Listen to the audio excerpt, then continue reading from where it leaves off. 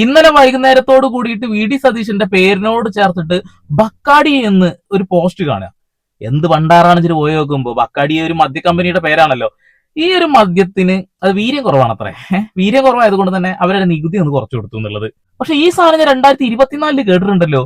അന്ന് ഇടതുപക്ഷ ജനാധിപത്യ മുന്നണി ഇതിന്റെ നികുതി കുറച്ചു കൊടുക്കാന്നൊക്കെ പറഞ്ഞിട്ട് തെരുവിൽ സമരം ചെയ്ത ആളല്ലേ വി ഡി സതീശൻ. പെട്ടെന്ന് ആൾക്കൊരു ഭാവമാറ്റം, ഒരു ഭാവവ്യത്യാസം എന്നൊക്കെ ആലോചിച്ചിട്ട് ഞാൻ ആ പഴയ വീഡിയോ ഒന്ന് കുത്തിപ്പൊക്കി. പഴയ വീഡിയോ കാണാം. തെരഞ്ഞെടുപ്പാണല്ലോ. തെരഞ്ഞെടുപ്പ് വരുമ്പോ കോടികളുടെ അഴിമതി കാണിക്കാനുള്ള ഒരു വൻ പരിപാടിയുമായി സർക്കാർ ഇറങ്ങിയിരിക്കുകയാണ്. വീര്യം കുറഞ്ഞ മദ്യത്തിന് നികുതി കുറച്ചു കൊടുക്കാൻ വേണ്ടിയിട്ടുള്ള ഒരു നടപടിയുമായി സർക്കാർ മുന്നോട്ട് പോവുകയാണ്. സർക്കാരിന് കിട്ടേണ്ട കോടികൾ വലിയ ഡിസ്റ്റിലറികൾ എത്തിക്കാൻ വേണ്ടിയിട്ടുള്ള അഴിമതിയാണ് ഇതിന്റെ പുറകിൽ. എന്നാലും വി ഡി സതീശൻ അന്ന് അങ്ങനെ പറഞ്ഞിട്ട് പിന്നെന്താവും ഇന്ന് ഇങ്ങനെ പറഞ്ഞത്? മദ്യത്തിനെതിരാണല്ലോ യു ഡി എഫ്. പക്ഷെ എന്തോ സംഭവം ഒരു പിടുത്തം കിട്ടുന്നില്ല. എന്തായാലും നിയമസഭയിൽ ഇപ്പൊ ഒരു കാര്യം പാസ്സാക്കിയിട്ടുണ്ട്, അതുകൂടി കേൾക്കണം കേട്ടോ. ഈ ഡബിൾ സ്റ്റാൻഡ് കളിക്കാന്നൊക്കെ പറഞ്ഞ വി ഡി സതീശന് ഭയങ്കര ഇഷ്ടം. നുണേശൻ എന്നൊക്കെ ചില ആളുകൾ പറയുന്നില്ലേ, അതൊക്കെ ശരിവെക്കുന്ന രീതിയിലാണ്. ഒരുപക്ഷെ കേരളത്തിന്റെ ചരിത്രത്തിൽ ആദ്യമായിട്ടാകാം ഇത്രമാത്രം നുണ പറയുന്ന ഒരു മുഖ്യമന്ത്രിയെ നമുക്ക് കിട്ടിയിട്ടുള്ളത്. ഇതാ കഴിഞ്ഞ നിയമസഭയിൽ പറഞ്ഞ കുറച്ച് കാര്യങ്ങളും കൂടി കേട്ടോ കേട്ടോ. ബക്കോടി വീര്യം കുറഞ്ഞ മദ്യത്തിന്റെ വിൽപ്പന നികുതി നിരക്ക്. സംസ്ഥാനത്ത് വീര്യം കുറഞ്ഞ മദ്യത്തിന്റെ വിപണനം അനുവദിക്കുന്നതിനായി 2022-23 അബ്കാരി നയത്തിന്റെ അടിസ്ഥാനത്തിൽ കഴിഞ്ഞ സർക്കാരിന്റെ കാലയളവിൽ വിദേശ മദ്യചട്ടങ്ങളിൽ ഭേദഗതി വരുത്തി ഉത്തരവ് പുറപ്പെടുവിച്ചിരുന്നു.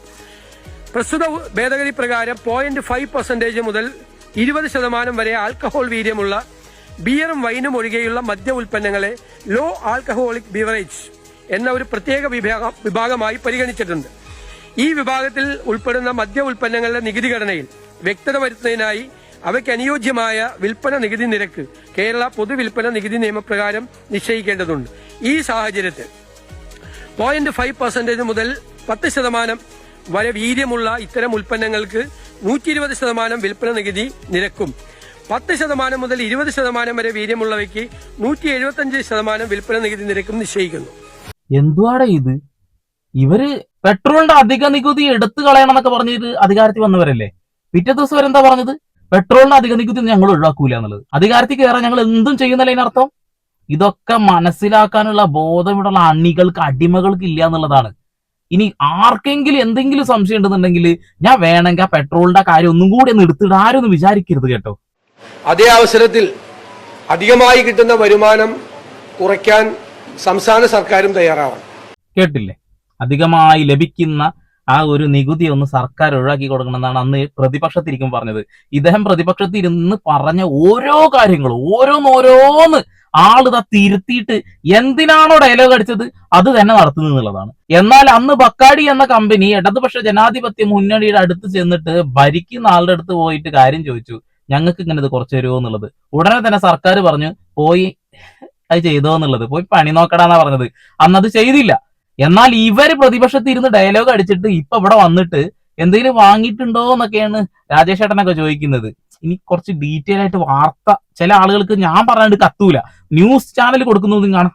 നിലപാടുകളുടെ രാജകുമാരനായ നമ്മുടെ മുഖ്യമന്ത്രിക്ക് എന്തു പറ്റി എന്നൊന്നും ചോദിക്കേണ്ട. പ്രതിപക്ഷത്തുള്ളപ്പോൾ പലതും പറയും, പക്ഷെ അധികാരത്തിലെത്തുമ്പോൾ അത് അങ്ങനെയൊന്നും ആവില്ലെന്ന് കെ മുരളീധരൻ പറഞ്ഞത് നമ്മളും കേട്ടതാണ്.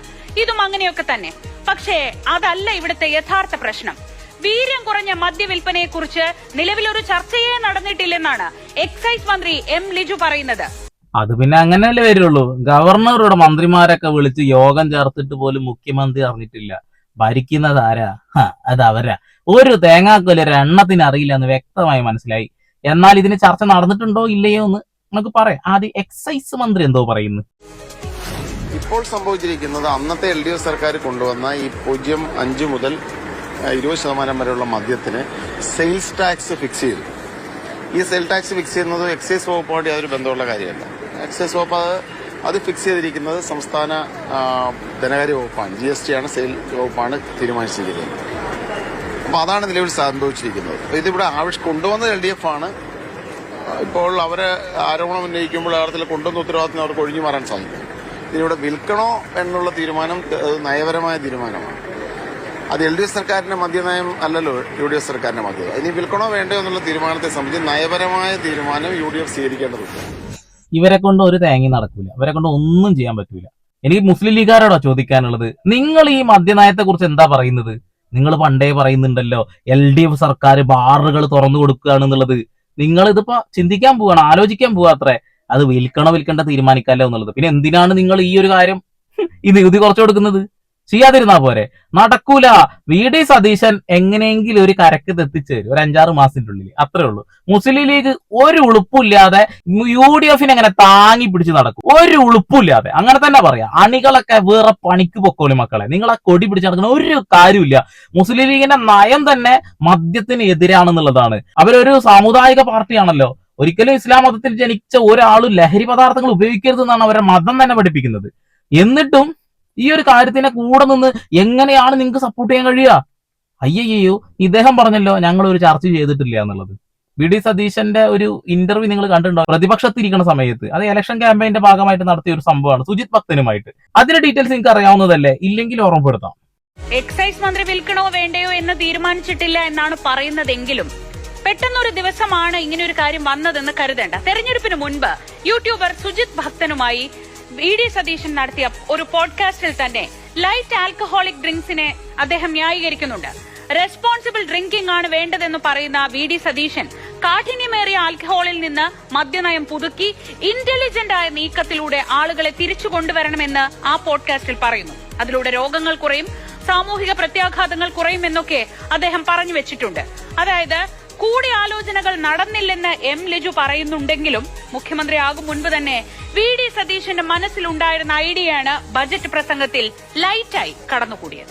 ഭയങ്കര ദീർഘവീക്ഷണാണ്. നുണ പറയാനാണെന്നുണ്ടെങ്കിലും എന്തെങ്കിലും പറയാൻ അങ്ങനെ പറഞ്ഞാൽ മതി. എന്താ പറയുന്ന ഓപ്പർക്ക് തന്നെ ഒരു പിടി ഉണ്ടാവില്ല എന്നുള്ളതാ. അരമണിക്കൂർ കൊണ്ട് കാര്യം മറക്കും. ഈ പ്രായമായതിന്റെ ഒരു പ്രശ്നമാണെന്നുള്ളത് കാര്യാക്കണ്ട. എന്നാലും എന്താ ഒരു ദീർഘവീക്ഷണല്ലേ? അന്ധകാലത്തെ ഇരുന്ന് പ്ലാൻ ചെയ്തിട്ട് ഇവിടെ വന്നിട്ടാണ് നടപ്പിലാക്കി.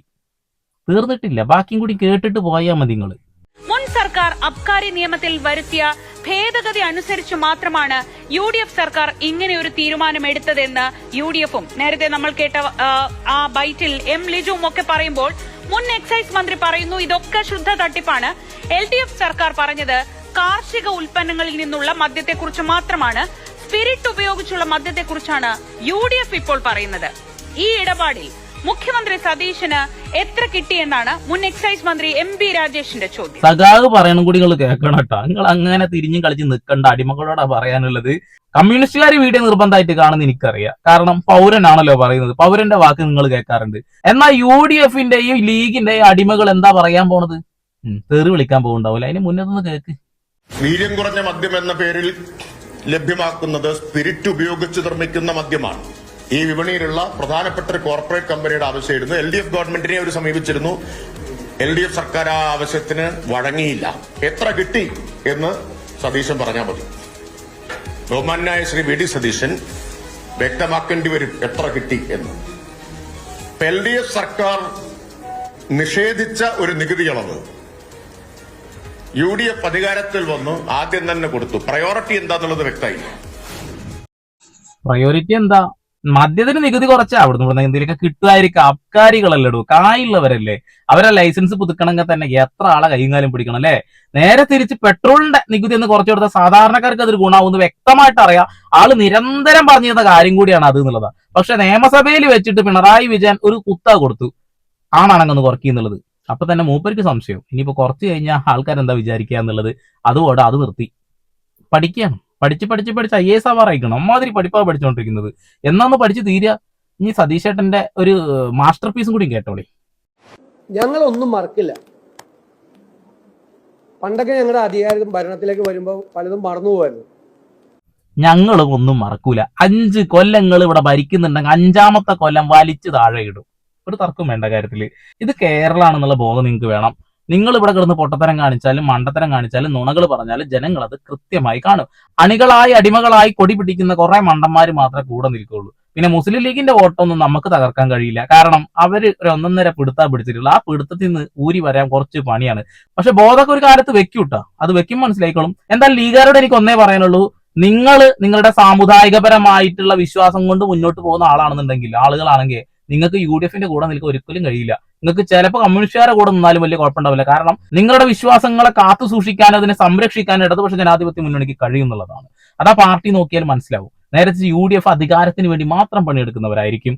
പൈസമുള്ള ആദാനിയെ കണ്ട് പണിയെടുക്കുന്നവരും BJP അനുകൂലമായി നിൽക്കുന്നവരും ഇന്ത്യയിൽ ഏറ്റവും കൂടുതൽ BJPക്ക് സംഭാവന നൽകിയ MP-മാര്, MLA-മാര്, മന്ത്രിമാര്, ഇനി പഞ്ചായത്ത് മെമ്പർമാര്, അങ്ങനെ എന്ത് നോക്കിയാൽ ഏറ്റവും കൂടുതൽ സംഭാവന നൽകിയിരിക്കുന്നതും ഈ പറയുന്ന UDF-കാരാണ്. പിന്നെ മുസ്ലിം ലീഗ് ഒന്നും ഇലക്ട്രൽ ബോണ്ട് വാങ്ങിയിട്ടില്ല എന്നാണ് ഞാൻ മനസ്സിലാക്കുന്നത്. ഇലക്ട്രൽ ബോണ്ട് വാങ്ങിയത് ഇന്ത്യ എന്ന മഹാരാജ്യത്ത് ഒന്ന് BJP-യും ഒന്ന് UDF-ആണ്. ഞാൻ കൃത്യമായി നല്ല അടിപൊളിയായിട്ട് ഒരു വീഡിയോ ചെയ്തിട്ടുണ്ട്, വേണമെങ്കിൽ തെരഞ്ഞ് കണ്ടുപിടിച്ചോളൂ. വീണ്ടും വരെ പുതിയ വാർത്താവിശേഷങ്ങളുമായി സന്ദീപ് ഇടപ്പാൾ സൈനിങ് ഓഫ്.